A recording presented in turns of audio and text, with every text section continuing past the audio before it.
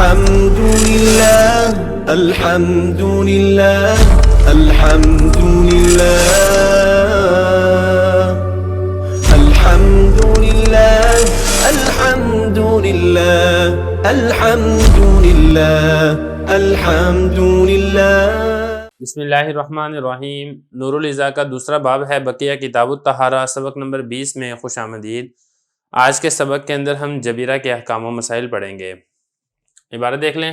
اذا افتسد او جرح او كسر عضوه فشدته بخرقة او جبيرة وكان لا يستطيع غسل العضو ولا يستطيع مسحه وجب المسح على اكثر ما شد به العضو وكفى المسح على ما ظهر من الجسد بين إصابة المفتسد والمسح كالغسل فلا يتوقت بمدة ولا يشترط شد الجبيرة على طهر ويجوز مسح جبيرة إحدى الرجلين مع غسل الأخرى ولا يبطل المسح بسقوطها قبل البرء ويجوز تبديلها بغيرها ولا يجب إعادة المسح عليها والأفضل إعادته وإذا رمد وأمر ألا يغسل عينه أو انكسر ظفره وجعل عليه دواء وعلقا أو جلدة مرارة وزره نزعه جاز له المسح وإن زره المسح تركه ولا يفتقر إلى النية في مسح الخف والجبيرة والرأس۔ عبارت ہوگی، اب اس کا ترجمہ دیکھ لیں پھر اس کی تشریح کرتے ہیں۔ جب فسد کھلوائی ہو یا زخم ہو گیا ہو یا اس کا کوئی عضو ٹوٹ گیا ہو، اس کو باندھا ہو کسی پٹی کے ساتھ یا کسی پلستر کے ساتھ، اور وہ طاقت نہ رکھتا ہو اس کو دھونے کی اور طاقت نہ رکھتا ہو مسح کرنے کی، تو مسح کرنا واجب ہے اکثر اس پر جس کے ساتھ عضو کو باندھا ہے، اور کافی ہے مسح کرنا فسد کی پٹی اور جسم کے درمیان والے ظاہری حصے پر، اور مسح کرنا دھونے کی طرح ہے، لہذا یہ مدت کے ساتھ موقت نہیں ہوگا اور شرط نہیں لگائی گئی ہے جبیرے کو باندھنے کی پاکی پر، اور جائز ہے ایک پاؤں کے جبیرہ پر مسح کرنا ساتھ ساتھ دوسرے پاؤں کے دھونے کے، اور مسح کرنا باطل نہیں ہوگا جبیرہ کے ساکت ہونے کے ساتھ صحیح ہونے سے پہلے، اور جائز ہے جبیرے کو تبدیل کرنا اس مسح کے بغیر، اور واجب نہیں ہوگا مسح کا اعادہ کرنا اس پر، لیکن افضل یہ ہے اعادہ کیا جائے۔ اور جب آنکھ دکھ رہی ہو اور حکم یہ دیا جائے کہ آنکھ کو نہ دھویا جائے، یا اس کا ناخن ٹوٹ جائے اور اس کے اوپر کوئی دوا لگا دی ہے یا کوئی گوند لگا دی ہے یا پھر پتے کی جھلی لگا دی ہے اور اس کو کھینچنا نقصان دیتا ہے، تو جائز ہے اس پر مسح کرنا، اور اگر مسح کرنا بھی نقصان دیتا ہو تو اس کو بھی چھوڑ دے گا، اور محتاج نہیں ہوگا نیت کی طرف موزوں کے مسح میں، جبیرہ کے مسح میں اور سر کے مسح میں۔ عبارت ہو گئی ہے، ترجمہ ہو گیا ہے، اب چلتے ہیں اس کی تشریح کی طرف۔ تو دیکھیں گزشتہ سبق کے اندر ہم نے موزوں پر مسح کے بارے میں پڑھا تھا۔ آج کے سبق کے اندر موزوں کے علاوہ بعض اوقات ایسا ہوتا ہے کہ انسان پر کوئی زخم آ جاتا ہے، پٹی لپیٹنی پڑ جاتی ہے، یا اسی طریقے سے بعض اوقات پلستر چڑھانا پڑ جاتا ہے، تو پھر ایسی صورت کے اندر کیا کیا جائے گا؟ تو ایسی صورت کے اندر ظاہر بات ہے کہ آپ دھو تو نہیں سکتے ہیں کیونکہ پانی نقصان دیتا ہے اور زخم کو کھول بھی نہیں سکتے ہیں، تو اس صورت کے اندر مسح کر لیا جائے گا۔ تو یہ جو مسح ہے اس کو کہا جاتا ہے مسح علی الجبیرہ۔ اس جبیرہ کے احکام و مسائل اس فصل کے اندر بیان ہوں گے۔ تو سب سے پہلے حضرت نے مسئلہ یہ بیان فرمایا اذا افتسد، جب فسد کھلوائی ہو۔ دیکھیں انسان کے جسم کے اندر جو گندا خون ہوتا ہے، اس گندے خون کو نکالنے کے لیے زخم لگائے جاتے ہیں، زخم لگا کے گندا خون نکالا جاتا ہے۔ اب یہ جو گندا خون نکالا جاتا ہے اس کو فسد لگوانا کہتے ہیں۔ تو اگر فسد لگوائی ہو اور اس کے بعد اس کے اوپر پٹی وغیرہ کر دی ہو، یا اسی طریقے سے کوئی زخم آ گیا ہو یا کوئی عضو ٹوٹ گیا ہو، اس کو کسی کپڑے کی ٹاکی کے ساتھ باندھ دیا ہے، یا پھر اسی طریقے سے کوئی اور پٹی ہے، جیسا کہ آج کل کے دور کے اعتبار سے وہ پلستر ہوتی ہے، اس میں لکڑی بھی ہوتی ہے، اس میں دیگر کپڑا بھی ہوتا ہے، اس میں روئی بھی ہوتی ہے، مطلب اس سب کو ہی جبیرہ کہا جاتا ہے۔ تو اگر کوئی کپڑے کی ٹاکی کے ساتھ باندھا ہے یا اسی طریقے سے اس کے اوپر پٹی کر دی ہے، پلستر والی پٹی کر دی ہے یا ڈاکٹر والی پٹی کر دی ہے، ان سب کو جبیرہ کہا جاتا ہے۔ اب اس کے اوپر جبیرہ باندھ دیا ہے، اب وہ جبیرے کی وجہ سے اس عضو کو دھونا یہ ممکن نہیں ہے، کیونکہ اگر وہ پٹی آپ اتارتے ہیں تو پھر وہ زخم تازہ ہو جائے گا اور نقصان دے گا، تکلیف بڑھ جائے گی، تو لہذا پٹی تو ہم اتار نہیں سکتے، اور پٹی کے ہوتے ہوئے آپ عضو کو دھو نہیں سکتے۔ تو فرما رہے ہیں کہ عضو کو دھونا ممکن نہ ہو اور عضو کے اوپر مسح کرنا بھی ممکن نہیں ہے۔ اب دیکھیں عضو کے اوپر آپ مسح بھی نہیں کر سکتے، مسح اس لیے نہیں کر سکتے کیونکہ اوپر پٹی ہے، تو لہذا اب کیا کیا جائے گا؟ حضرت فرما رہے ہیں کہ جو پٹی آپ نے اوپر چڑھائی ہے، مثال کے طور پہ بازو ٹوٹ گیا تھا، بازو ٹوٹنے کی وجہ سے اس کے اوپر پٹی چڑھ گئی ہے، تو جو پٹی کا جو ظاہر والا حصہ ہے اس کے اوپر ایک مرتبہ مسح کر لیں، یعنی گیلا ہاتھ پھیر دیں، تو یہ جو آپ پٹی کے اوپر مسح کریں گے، جبیرے کے اوپر مسح کریں گے، یہ مسح کرنا ہی عضو کو دھونے کے قائم مقام ہو جائے گا۔ فرما رہے ہیں کہ مسح کرنا واجب ہے اکثر اس حصے پر جس کے ذریعے سے عضو کو باندھا ہے۔ کوئی کپڑے کی ٹاکی باندھی آپ اس کے اوپر گیلا ہاتھ پھیر لیں، یا پلستر اس کے اوپر چڑھا ہے آپ اس کے اوپر گیلا ہاتھ پھیر لیں، یہ کافی ہے، یہ مسح کرنا ہی دھونے کے قائم مقام ہو جائے گا۔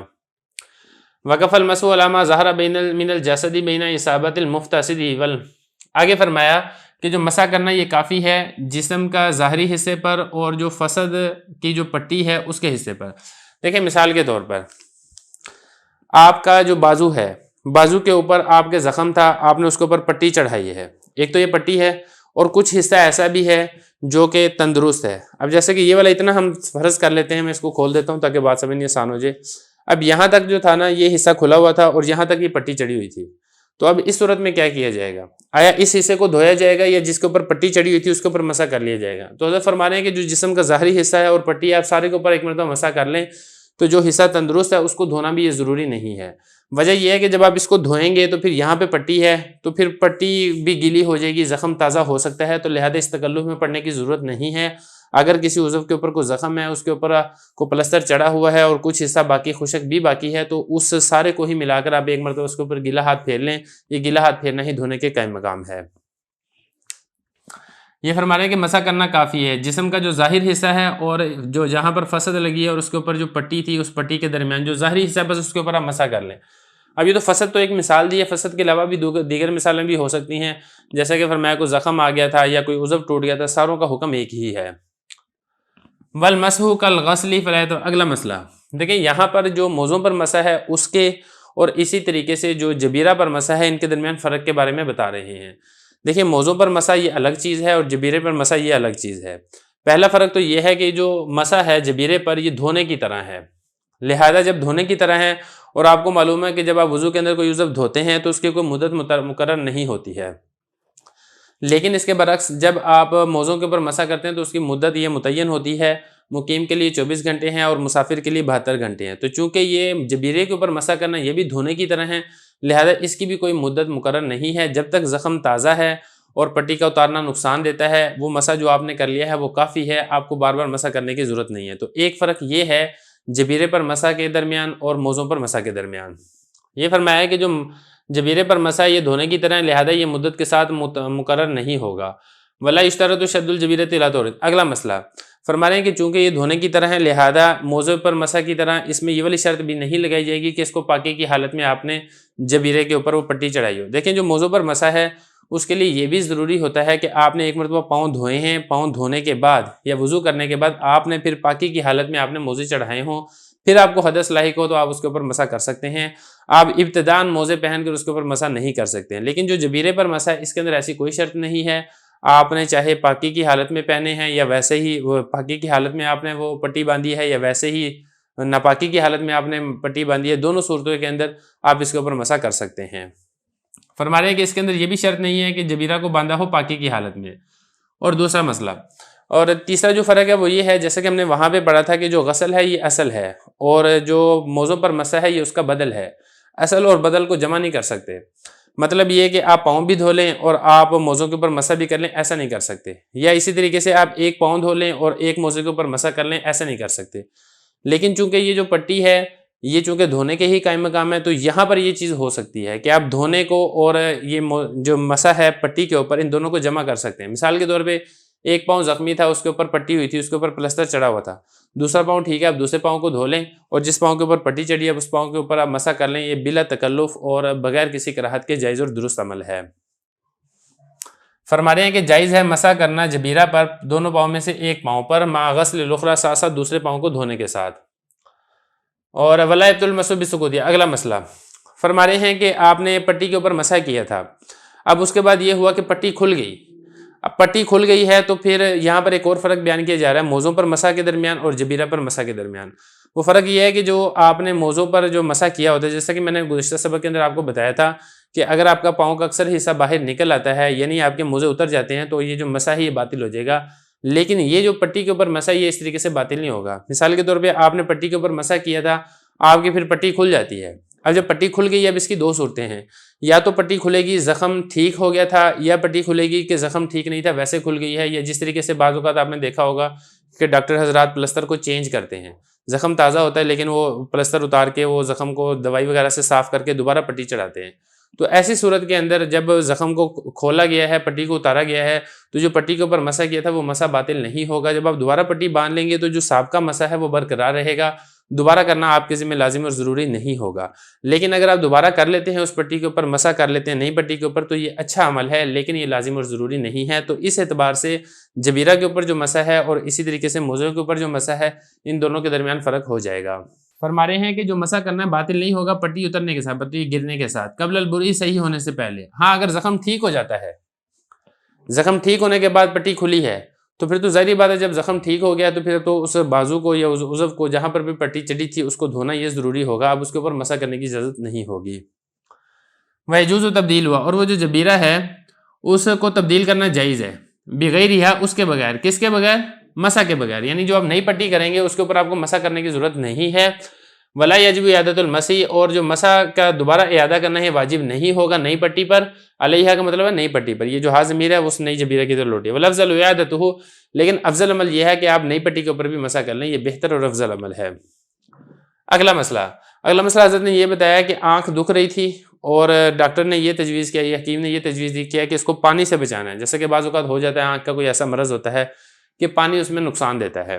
اور اسی طریقے سے یا پھر کوئی ناخن ٹوٹ گیا تھا، ناخن ٹوٹنے کی وجہ سے اس کے اوپر کوئی دوا لگا دی تھی، یہ حضرت نے یہاں پہ ذکر کیا علاقاً گوند لگا دی تھی. تو یہ گوند ہوتی تھی، درخت سے حاصل کی جاتی تھی، تو یہ بھی زخم کے اوپر لگا دی جاتی تھی وہاں پہ خون وغیرہ کو روکنے کے لیے. یا اسی طریقے سے جو پتا ہوتا ہے، پتے کی ایک جھلی ہوتی ہے، اس جھلی کو بھی لگا دیا جاتا تھا، اس سے بھی جو تھا وہ خون وغیرہ یہ رک جاتا تھا اور زخم وہ ٹھیک ہو جاتا تھا. پرانے زمانے کی بات ہے، آج کل کے دور کے اندر تو یہ والی چیز نہیں ہوتی، البتہ دوائی والی چیز یہ باقی ہے. تو خلاصہ کہنے کا یہ ہے کہ کچھ ایسی چیزیں چپکا دی گئی تھی، آنکھ زخمی تھی یا ناخن تھا، اس کے اوپر کوئی ہلکی پھلکی جیسی کوئی چیز چپکا دی گئی تھی. تو اب اس صورت کے اندر کیا کیا جائے گا؟ فرما رہے ہیں کہ اگر تو اس کو اتارنا نقصان دیتا ہو، زخم تازہ ہو سکتا ہے یا زخم کے اندر بگاڑ آ سکتا ہے، تو پھر اس کو آپ اتارے نہیں. جو آپ نے دوائی لگائی ہے یا اسی طریقے سے آپ نے یہ گوند لگائی ہے یا آپ نے پتے کی جھلی لگائی ہے، آپ اس کو اتارے نہیں، آپ اس کے اوپر مسح کر لیں. اور بعض اوقات ایسا ہوتا ہے کہ زخم ایسا ہوتا ہے کہ اس کو ہلکا سا ٹچ کرنا بھی نقصان دہ ہوتا ہے، یعنی کہ آپ اس کے اوپر مسح بھی نہیں کر سکتے. تو حضرت فرما رہے ہیں کہ اگر مسح کرنا بھی تکلیف دیتا ہے تو پھر مسح بھی چھوڑ دیں، مسح کیے بغیر ہی وہ درست ہو جائے گا. فرما رہے ہیں کہ اذا رمدا، جب آنکھ کے اندر زخم ہوا یا آنکھ کے اندر تکلیف ہوئی اور اس کو حکم یہ دیا گیا کہ اس نے آنکھ کو دھونا نہیں ہے، یا اس کا کوئی ناخن ٹوٹ گیا اور اس نے اس کے اوپر کوئی دوائی لگا دی ہے والاکن، یا اور اس کے اوپر وہ گوند لگا دی ہے، او جلدا یا جھلی لگا دی ہے مرارہ پتے کی، وزرہ نزعہ، اور اس کو اکھاڑنا یہ نقصان دیتا ہے زخم کو، تو مسح کرنا جائز ہے. اور اگر مسح کرنا بھی نقصان دیتا ہو ترکہ ہو تو مسح بھی چھوڑ دے گا، مسح بھی اس کے حد سے ساکت ہو جائے گا، مسح کیے بغیر یہ نماز پڑھ لے گا، اس کے لیے درست ہوگی. اگلا مسئلہ فرما رہے ہیں کہ جو موضوع پر مسح آپ نے کرنا ہے یا جبیرے پر مسح کرنا ہے یا سر پر مسح کرنا ہے، اس کے لیے پاکی کی نیت کرنا ضروری نہیں ہے. پاکی کی نیت کے بغیر ہی ان کے اوپر مسح کرنا یہ درست عمل ہے.